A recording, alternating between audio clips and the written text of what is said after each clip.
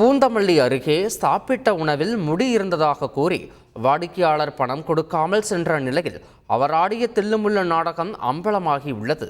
திருவள்ளூர் மாவட்டம் பூந்தமல்லியில் உள்ள லட்சுமிபுரம் சாலையில் வடமாநில இளைஞர்கள் உணவகம் நடத்தி வருகின்றனர்.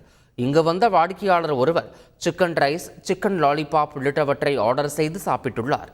சிறிது நேரத்தில் உணவில் முடி இருப்பதாக கூறி அவர் தகராறில் ஈடுபட்டதோடு உணவுக்கு பணம் தர மாட்டேன் எனவும் அடம் பிடித்துள்ளார். உணவக ஊழியர்களும் வேறு வழியின்றி அவரிடம் பணம் வாங்காமல் அனுப்பி வைத்துள்ளனர்.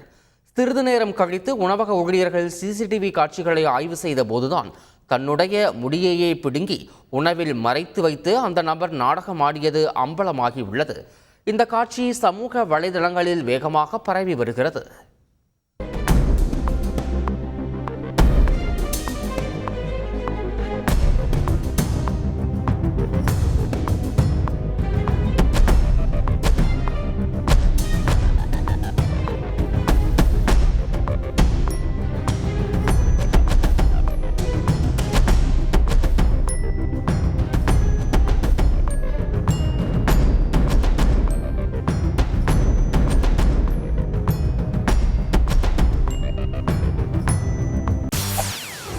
செய்திகளை உடனுக்குடன் தெரிந்து கொள்ள உடனே சப்ஸ்கிரைப் பண்ணுங்க.